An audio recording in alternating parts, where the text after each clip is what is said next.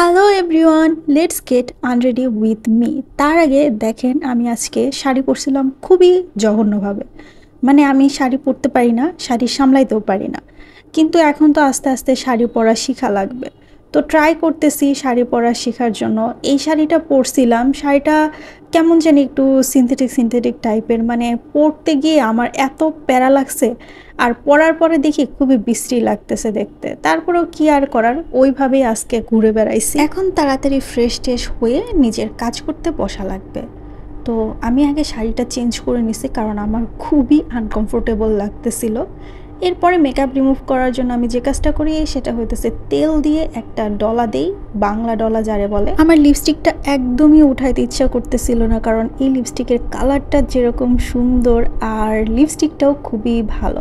এই লিপস্টিকটা পূজার সময় আমার জন্য গিফট আসছিল নূর কসমেটিক্স বিডির পেজ থেকে।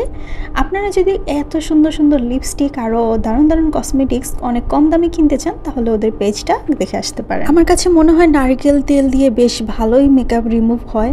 এই যে দেখেন, মানে আমার পুরো মুখে আমি যা লাগাইছিলাম, কাজল লিপস্টিক থেকে শুরু করে ফাউন্ডেশন, সব কিন্তু উঠে আসছে খুব ভালোভাবেই। এবার আমি ফেসটাকে ভালোভাবে ওয়াশ করে নিব একটা ফেস ওয়াশ দিয়ে। এই পাপায়া ফেস ওয়াশটা আমি ইন্ডিয়া থেকে আনছিলাম। এটা এত জোস একটা ফেস ওয়াশ, মানে খুবই মাইল্ড। এটা আমার ইউজ করে যে কি ভালো লাগে। বাট এখন তো আর ইন্ডিয়ান ভিসাও দিতেছে না, আর কবে যে ইন্ডিয়ায় যাইতে পারবো তারও ঠিক ঠিকানা নাই।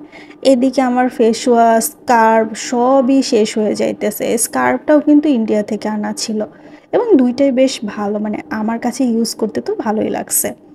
আর সব ধরনের স্কিন কেয়ার ইনকমপ্লিট যদি না জল বেশি করে খাওয়া হয়। এই কারণে আমি একটু জল খেয়ে নিলাম। তারপরে এই থানাকাটা আমি লাগাবো। অনেক অনেক দিন পরে আমি আজকে থানাকা লাগাইতেছি। থানাকাটা শুকাইতে থাক, ততক্ষণে আমি খাওয়া দাওয়া করে আসি। আমি ভিডিও করতে যাই, নিজেরে দেখে নিজে হাসি আটকা রাখতে পারতেছিলাম না, মানে আমার পুরো ভূতের মতন লাগতেছিল।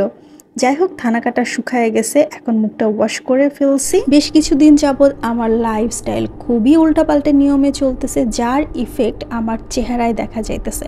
আমার মুখে ব্রণ উঠছে, ব্রণে দাগ হয়েছে, আর স্কিন একদম ডাল হয়ে গেছে। আমি অনেক রাত জাগি, ঠিক মতন খাওয়া দাওয়া করি না। এই সমস্ত জিনিস আমাকে অতি সত্বর ঠিক করতে হবে, না হলে আসলে এই সমস্ত স্কিন কেয়ার করে কোনো লাভই হবে না। তো যাই হোক, সিরামটা লাগাইলাম। এরপরে আমার ফেভারিট জিনিস যেটা, সেটা হচ্ছে বোরোলিন। এই বোরোলিনটা লাগানোর পরে ঠোঁটটা সাদা সাদা লাগলেও কালকে সকালবেলায় ঠোঁটটা অনেক সফট হয়ে যাবে। শীতকালে বোরোলিন আমার স্কিন কেয়ারের তালিকায় একদম নাম্বার ওয়ানে থাকে। Okay, bye bye, tata, good night.